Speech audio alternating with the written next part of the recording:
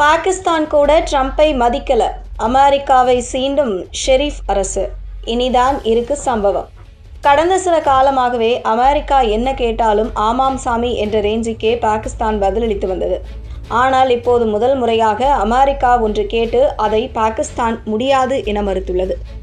Abraham உடன்படிக்கை குறித்த அமெரிக்காவின் கோரிக்கையை பாகிஸ்தான் நிராகரித்துள்ளது. இது தொடர்பாக நாம் விரிவாக பார்க்கலாம். இஸ்ரேலுக்கும் வளைகுடா நாடுகளுக்கும் எப்போதுமே ஆகாது. தனி பாலஸ்தீன நாடு கோரிக்கையை இஸ்ரேல் ஏற்க மறுப்பதால் வளைகுடா நாடுகள் எப்போதுமே இஸ்ரேல் மீது கடும் கோபத்தில்தான் இருக்கும். ஆனால் அமெரிக்கா இதை மாற்ற பெரிய முயற்சி எடுத்து வருகிறது. அதன் ஒரு பகுதியாகவே ஆப்ரஹாம் உடன்படிக்கையை அனைத்து வளைகுடா நாடுகளையும் கையெழுத்து போட வைக்க அமெரிக்கா முயல்கிறது. இப்போது வரை அமீரகம், பஹ்ரைன், சூடான், மொராக்கோ ஆகிய நாடுகள் மட்டுமே ஆப்ரஹாம் உடன்படிக்கையை கையெழுத்திட்டுள்ளன. மற்ற நாடுகள், குறிப்பாக இஸ்லாமிய மற்றும் வளைகுடா நாடுகளை இந்த ஒப்பந்தத்தில் கையெழுத்து போட வைக்க ட்ரம்ப் தீவிரமாக முயன்று வருகிறார்.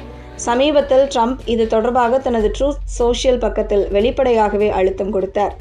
அவர் தனது ட்ரூத் சோஷியல் பக்கத்தில் சவுதி அரேபியா, கத்தார், துருக்கி மற்றும் பாகிஸ்தான் ஆகிய நாடுகள் இஸ்ரேலுடன் உறவை மேம்படுத்தும் ஆப்ரஹாம் உடன்படிக்கையில் உடனடியாக கையெழுத்திட வேண்டும் என கட்டாய கோரிக்கை விடுத்திருந்தார். இதில் பாகிஸ்தான் என்ன செய்யும் என்றே உலக நாடுகள் உற்று நோக்கின. ஏனென்றால் கடந்த சில காலமாகவே அமெரிக்காவும் பாகிஸ்தான் இணைந்தே செயல்பட்டு வந்தன.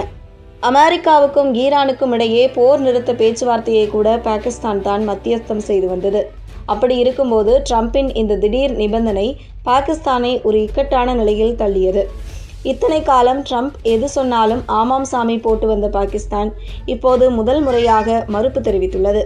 இது தொடர்பாக பாகிஸ்தான் பாதுகாப்பு அமைச்சர் கவாஜா ஆசிஃப், எங்களது அடிப்படை சித்தாந்தங்களுடன் முரண்படும் எந்த ஒரு உடன்படிக்கையிலும் பாகிஸ்தான் இணையாது. ஒரு நாள் கூட பேச்சுவார்த்தையை காப்பாற்றாத, நம்பகத்தன்மை இல்லாத அந்த மனிதர்களுடன் நாம் எப்படி ஒரே மேஜையில் அமர்ந்து பேச முடியும்? 1967ஆம் ஆண்டின் எல்லைகளின்படி கிழக்கு ஜெருசலேமை தலைநகராக்க ஒரு சுதந்திர பாலஸ்தீன நாடு அமைவதை ஆதரிப்பதில் பாகிஸ்தான் எப்போதும் உறுதுணையாக இருக்கிறது. அதில் எவ்வித சமரசமும் கிடையாது. எங்கள் 78 ஆண்டுகால வரலாற்றில் நாங்கள் இஸ்ரேலை ஒருபோதும் நாடாக அங்கீகரித்ததே இல்லை. இதனை உலகிற்கு நிரூபிக்க எங்கள் அதிகாரப்பூர்வ பாஸ்போர்ட் கொள்கையை கூட பாருங்கள் என்றார். இத்தகைய இக்கட்டான சூழலில் பாகிஸ்தான் இராணுவ தளபதி ஆசிம் முனீரிடம் ட்ரம்ப் போனில் பேசிய பிறகும் பாகிஸ்தான் நோ சொல்லி இருப்பது சர்வதேச அரங்கில் ஒரு புதிய புயலை கிளப்பியுள்ளது. இதற்கு அமெரிக்கா என்ன மாதிரி ரியாக்ட் செய்யும் என்பதை நாம் பொறுத்திருந்தே பார்க்க வேண்டும்.